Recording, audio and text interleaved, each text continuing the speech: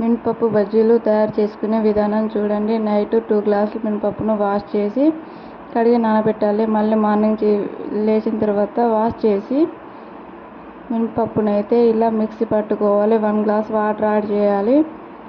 స్మూత్గా మిక్సీ చేసి ఈ విధంగా తయారు చేసుకోవాలి. 1 స్పూన్ జీలకర్ర, 1 స్పూన్ సాల్ట్, చిన్నగా కట్ చేసి పెట్టుకున్న కొత్తిమీరాకు వేసుకోవాలి. చిన్నగా కట్ చేసుకున్న వెల్లిపాయలు, చిన్నగా కట్ చేసుకున్న అల్లం ముక్కలు వేసుకోవాలి. నేనైతే పచ్చిమిర్చి వేస్తలేను, మా పాప తింటే కాబట్టి కారం వస్తాయని. మీరు వేసుకోవచ్చు వేసుకునే వాళ్ళు.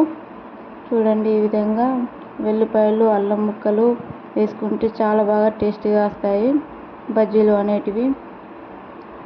ఇలా స్మూత్గా కలుపుకోవాలి. ఈ విధంగా పిండి అయితే కలుపుకున్నప్పుడు ఈ విధంగా స్మూత్గా ఉండాలి, అప్పుడు బజ్జీలు బాగా వస్తాయి. స్టవ్ పైన కడాయి పెట్టుకొని ఆయిల్ పోసుకొని ఇవైతే చిన్న చిన్న వేసుకోవాలి. చూడండి ఎంత బాగా స్మూత్గా ఉందో. కడాయిలో ఆయిల్ అయితే వేడైంది. చిన్న చిన్న వేస్తున్నా చూడండి. ఈ విధంగానైతే బజ్జీలు వేయాలి. బజ్జీలు ఇలా చిన్న చిన్న వేసుకోవడం వల్ల బాగా వస్తాయి. స్లో సిమ్లో పెట్టడం వల్ల స్లోగా మంచిగా కాలుతాయి. మంచి గోల్డెన్ కలర్ మాత్రం మంచిగా వస్తాయి.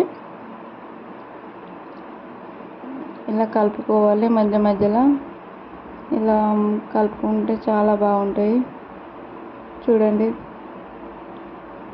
మీకు నచ్చితే లైక్ చేయండి, షేర్ చేయండి, సబ్స్క్రైబ్ చేయండి. మా ఛానల్ని ఫస్ట్ టైం చూస్తున్నట్టయితే చూడండి.